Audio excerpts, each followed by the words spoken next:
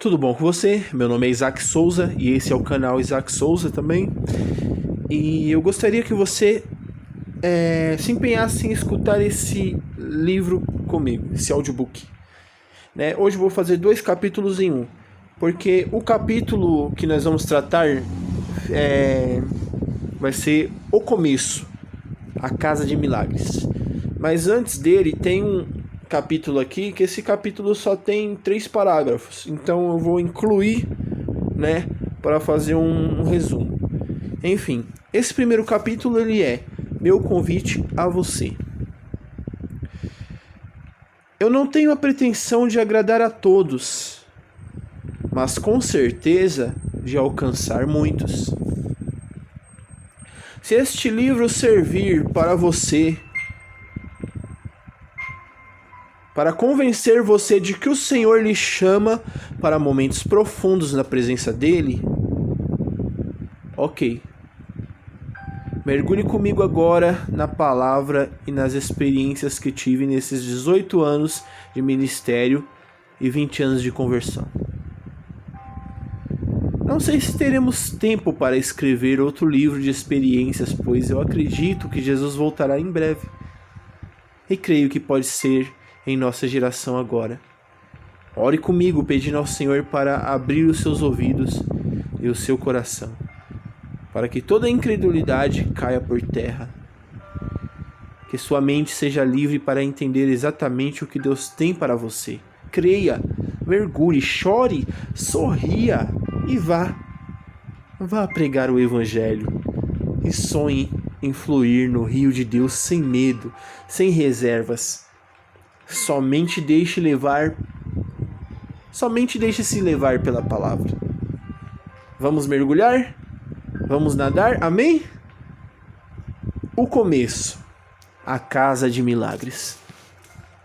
Em minha infância, eu passava dias com meus avós paternos. Cuidavam de mim enquanto meus pais trabalhavam. A casa dos meus avós ficava no bairro Colégio, Rio de Janeiro. E era conhecida como Casa de Milagres. Casa de Saúde Beira-Rio, por causa dos milagres que ali aconteciam. Vez ou outra, algumas pessoas iam orar com minha avó, buscando o batismo no Espírito Santo. Elas se ajoelhavam, liam a Bíblia, cantavam corinhos e hinos da harpa cristã, contavam testemunhos, até que eram cheias do Espírito Santo e começavam a falar em outras línguas. Passavam algum tempo se arrependendo de seus pecados e dando glória a Deus, até que de repente, em tomadas de uma alegria, cheia de lágrimas, e tudo podia acontecer. Eu era uma aluna atenta e me sentia profundamente aconchegada naquele ambiente de glória. Muitas vezes vi pessoas chegarem desesperadas e caírem de joelhos na sala de lanche. Iniciavam as orações e logo minha avó começava a profetizar. Muitas vezes ela falava em línguas. Meu avô interpretava. Eu me sentia imersa em um ambiente inebriado de profunda paz. Naquela casa não se discutia, não havia gritos, tudo era amor, tudo era bem simples e direto, não havia mentiras nem enganos. O cheiro dos lençóis ainda está em minha mente, os móveis eram usados de acordo com a necessidade da casa, e não de maneira decorativa. No frio, tínhamos um braseiro pequenino que aquecia o quarto no verão. No verão tomávamos banho de mangueira. Sempre nos reuníamos ao redor da mesa, à tarde, para lanchar. O cheirinho dos quitutes de milho da minha avó de igreja era de arrasar. Minha avó tinha um jeitinho de mãe, ao quadrado. Tudo o que fazia era muito limpinho e feito com amor. Aleluia. O quintal era cheio de árvores frutíferas e plantas em latões de aço, furadinhos no fundo. Havia 5 mangueiras cenárias. No mês de dezembro, as mangas, Carlotinha, a espada cobria o chão. Carlotinha e espada cobriam o chão de suco, que fazia um barulho gostoso de tardinha. Quando ventava em suas copas, as pitangas na beira do rio eram bem vermelhinhas e docinhas. As carambolas, muito amarelas e azedinhas. Além dos frutos, a caramboleira ainda dava galhos fininhos, que serviam de vara quando vovó ficava brava. Principalmente se eu fugia para comer na casa de estranhos. Meu balanço ficava na mangueira mais antiga, a mais larga, cujos galhos eram robustos e perfeitos. Minhas brincadeiras no quintal à margem do rio dos cachorros sempre me atrasavam para o lanche. A voz da minha avó me chamando para lanchar era música para mim. Fernandinha, para mim. Fernandinha, fofa, vem papar. Nós nos reuníamos na parte mais gostosa da casa e, como de costume, orávamos ao redor da mesa em todas as refeições. Durante o almoço, ouvíamos Patrulha da Cidade, um programa de rádio muito engraçado que reproduzia as manchetes policiais. Minha avó era uma mulher de fibra, muito corajosa e forte em suas convicções. Não era fácil fazê-la mudar de ideia. Ela sempre tinha razão. Usava um coque no cabelo. Quando o soltava, surpreendia todos. Com aquele manto branco abaixo da cintura, em fio reto com algumas ondas largas de 2 dedos. Seu cabelo era lindo, branquinho como a neve. Era difícil enganá-la, mesmo com pegadinhas. Às vezes meu avô e eu embrulhávamos uma fruta, um chocolate, um sorvete, em caixas diferentes das de costume. E quando entregávamos nas mãos dela o tal embrulho bingo, ela sempre dizia exatamente o que era. Nunca conseguíamos pegá-la. Parecia que minha avó sabia de tudo. Era como se Deus mostrasse a ela tudo, o tempo todo. Meu avô era um homem muito doce e apaixonado. Dificilmente dizia não.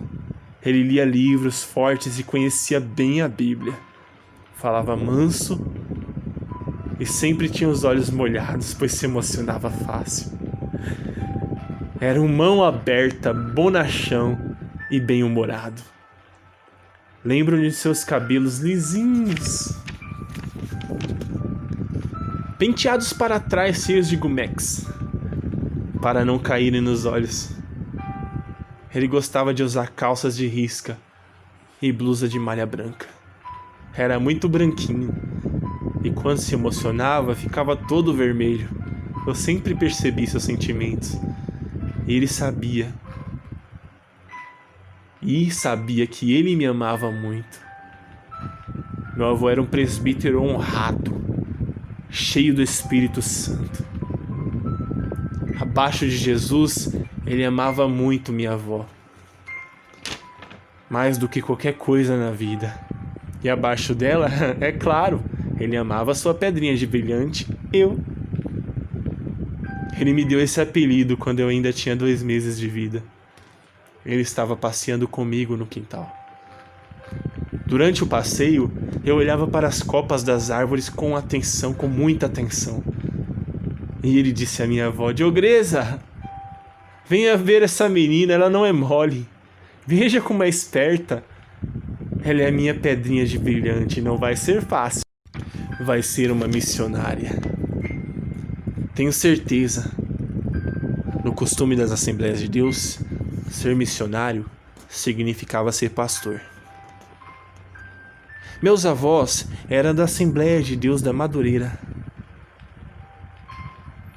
Quando vieram de Queimados, Rio de Janeiro, passaram a congregar em Madureira por ordem de Deus. Eu ouvia muitos testemunhos e sempre que precisava, o pastor Paulo Leiva Macalão ia orar lá em casa com o vovô. com a vovó. Ela foi a primeira mulher autorizada a ungir com óleo na igreja. E isso, para o seu tempo, foi uma conquista e tanto. No início de suas viagens juntos, meus avós viveram grande sofrimento e dificuldades financeiras. Perderam 7 filhos por causa de diferentes doenças. Eles não tinham a quem recorrer para serem ajudados financeiramente. Mas Deus deu à minha avó, através da revelação, uma receita que lhe salvou naqueles tempos difíceis. A famosa canjiquinha do norte. Uma senhora da igreja conhecia a receita, mas não quis partilhar com minha avó, pois não queria concorrência. Então minha avó orou, e não sei se em sonho ou visão, Deus revelou toda a receita para ela. Isso salvou a família, pois foi o ganha-pão dos meus avós para criar o filho que lhes restou meu pai, o seu Nélio Brum. Ele foi o único que sobreviveu das 7 gerações. 3 morreram ainda crianças, de doenças diferentes. E 3 foram abortos espontâneos, restando apenas meu pai, o caçula. Meu avô era aposentado da rede ferroviária federal. Vendeu canjiquinha na feira durante muitos anos. Cheguei a vê-lo fazer isso. Essa bendita canjiquinha revelada que deu condições a meus avós criarem meu pai, único filho vivo dos 7 gerados. Era feita em um panelão de aço.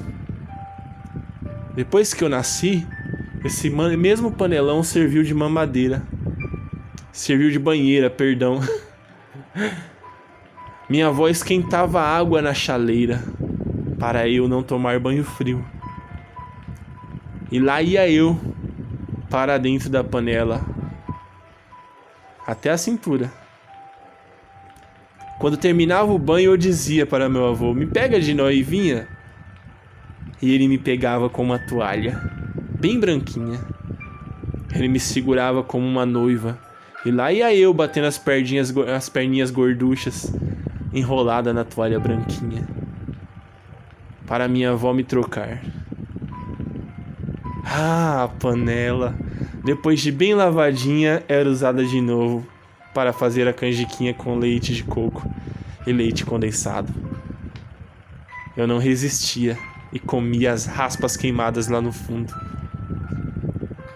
Minha avó era mulher de oração e dobrava seus joelhos inúmeras vezes por dia, orando e chorando pela família e pelos amigos.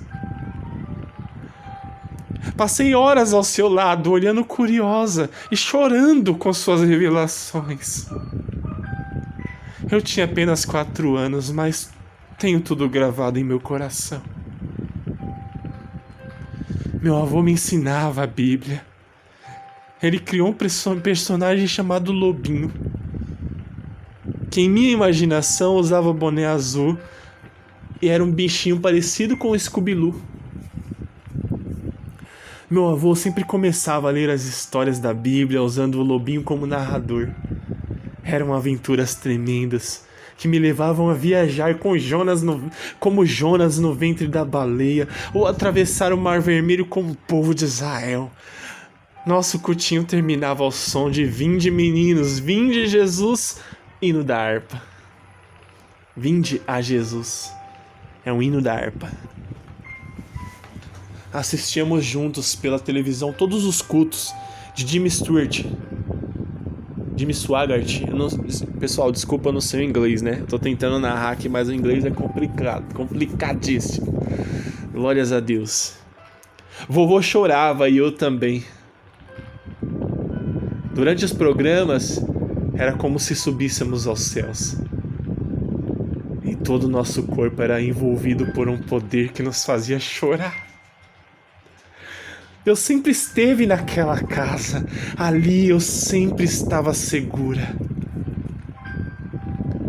Cresci ouvindo testemunhos de cura divina e vendo pessoas curadas bem na minha frente. Nossas conversas eram sempre curas, revelações sobre como Deus cumpria a sua palavra. Certo dia, ao redor da mesa de lanche, demos as mãos e começamos a orar. Meu coração transbordava de contrição por meus parentes que ainda não eram de Jesus. A família de minha mãe não era do Senhor. Minha avó materna, a vovó Genésia, não era crente. Meu avô materno, vovô Ivo, era desviado da Igreja Presbiteriana de São Paulo. Minha mãe converteu-se quando o vovô Ivo levou ela à Igreja da Graça, no bairro de Guadalupe, Rio de Janeiro. E lá ela foi curada de uma enfermidade no coração, aos 34 anos de idade. Essa cura também trouxe meu pai de volta à igreja. Ele ficou desviado dos caminhos do Senhor durante muitos anos. Meus pais se conheceram nos anos 70, em uma empresa onde trabalhavam juntos. Meu pai estava desviado, eles se casaram e 2 anos depois, eu cheguei. Após algumas tentativas de gravidez, minha mãe me deu à luz às 14 horas do dia 19 de dezembro de 1976. Eu fui um bebê planejado e esperado. Tudo o que podiam, meus pais me davam, com muito esforço e trabalho. Minha mãe disse que eu era o bebê do futuro e dos potinhos Nestlé. Aos 8 meses, fiz meu primeiro regime de emagrecer. Meu primeiro regime para emagrecer. Meu pai trabalhava para a Polícia Rodoviária Federal. Prestava serviço na recém-inaugurada ponte Rio-Niterói, no Rio de Janeiro. Minha mãe era representante de vendas e trabalhava atendendo a grandes supermercados, vendendo produtos de moda como cremes hidratantes, secadores de roupa, margarinas nos comerciais de TV. Enquanto eles trabalhavam, eu ficava com meus avós e fui criada assim. Nós realmente vivíamos a palavra e tínhamos os corações convertidos dos pais aos filhos, dos filhos aos pais. Passei grande parte da minha infância com meus avós maternos e paternos, vez por outra com babás, vez por outras. Tive muitas.